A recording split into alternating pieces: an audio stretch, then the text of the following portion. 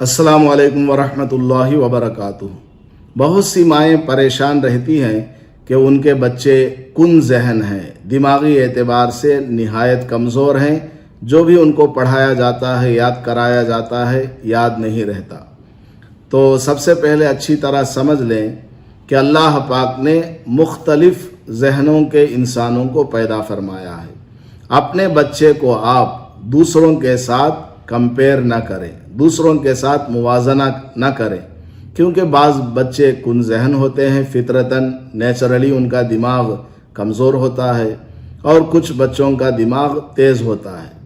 सबसे पहले तो आपको ये काम करना है कि अपने बच्चों को दूसरे बच्चों के साथ कंपेयर हरगिज़ ना करें। हाँ, कोशिश कर सकते हैं कि मेरा बच्चा भी दिमाग वाला बन जाए, तेज़ दिमाग वाला बन जाए, अच्छी तरह असबाक को याद किया करे, जो भी पढ़े उसको ना भूले, तो ये अच्छी बात है, लेकिन मायूस नहीं होना चाहिए। तो चंद दुआएं यहाँ आपकी खिदमत में पेश करता हूँ, जिससे इंशाअल्लाह उम्मीद है कि बच्चों का जहन तेज़ हो जाएगा।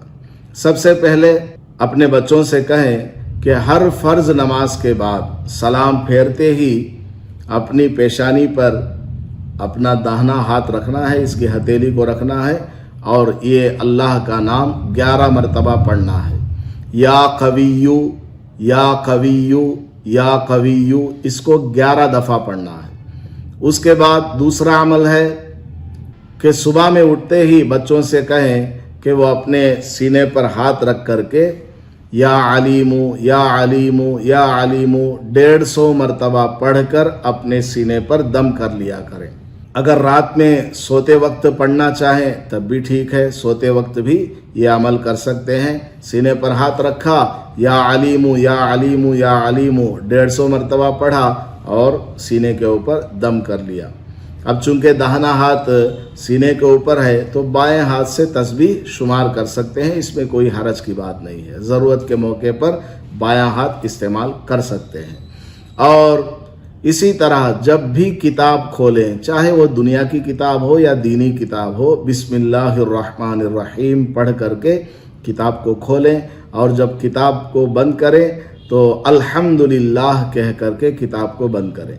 और जब किताब खोलें, बिस्मिल्लाह पढ़ करके आपने किताब खोली तो दरूद इब्राहीम 1 मरतबा पढ़ लें या फिर कोई भी दरूद शरीफ आप पढ़ लें। और उसके बाद रब्बी ज़िदनी इल्मा, रब्बी ज़िदनी इल्मा 7 मरतबा या 11 मरतबा पढ़ लें, इससे भी इंशाअल्लाह बड़ा फ़ायदा होगा। और उसके अलावा अगर बिल्कुल ही छोटे बच्चे हैं कि वो इन आमाल को नहीं कर सकते, तो रोटी के ऊपर या किसी बिस्किट के ऊपर सूरह फातिहा को ज़ाफ़रान के पानी से लिख करके आप बच्चों को खिलाएं।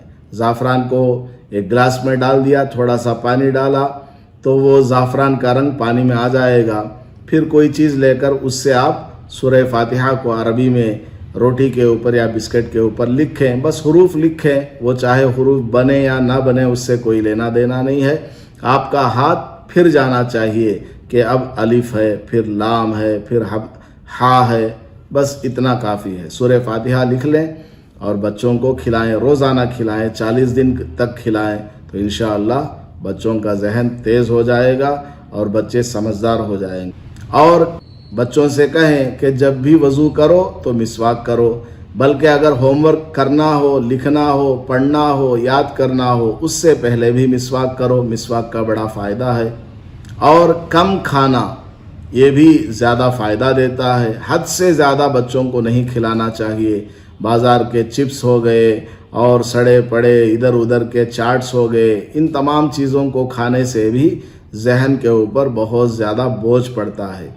इसलिए खाने पर कंट्रोल करना है। ऐसा भी नहीं कि बहुत ही कम उनको खिलाया, नहीं, एक हिसाब से मुतदिल अंदाज में, एक लिमिट से, एक दरमियाना अंदाज में बच्चों को खाने की तरफ तवज्जो दिलाना है और मुकव्वी ग़िज़ाएँ खिलाना है। खजूर है, बादाम है, पिस्ता है और काजू है, चिलगोज़ा है, सेब है, इस तरह की चीज़ें, और ऐसे ही अखरोट है, इस तरह की चीज़ें बच्चों को खिलाना चाहिए, थोड़ा थोड़ा करके। एकदम ज़्यादा मिकदार में भी खिलाएंगे तो बच्चों को गर्मी हो जाएगी।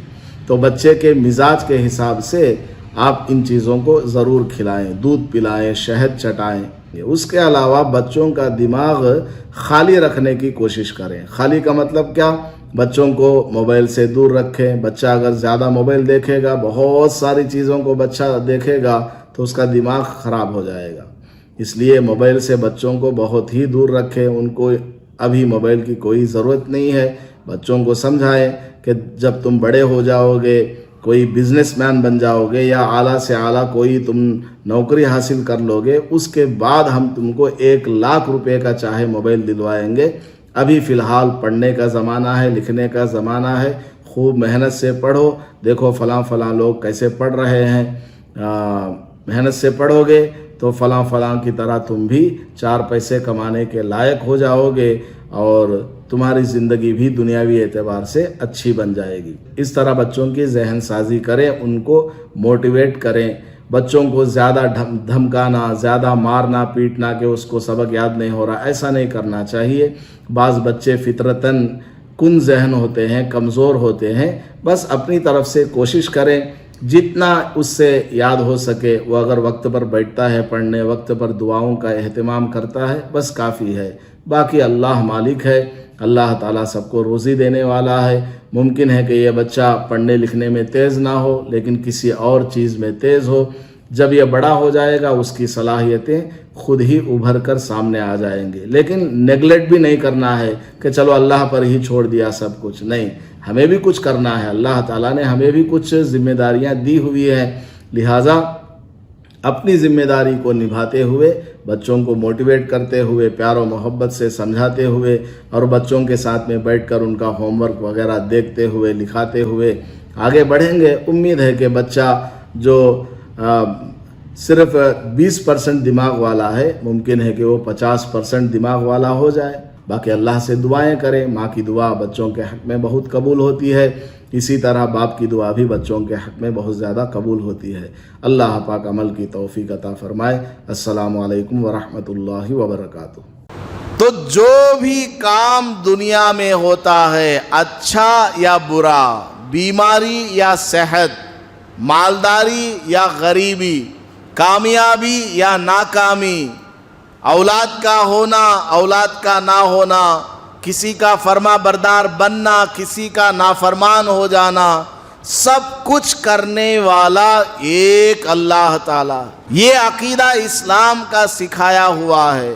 کامیابی یا ناکامی، اولاد کا ہونا، اولاد کا نہ ہونا، کسی کا فرما بردار بننا، کسی کا نافرمان ہو جانا، سب کچھ کرنے والا ایک اللہ تعالی.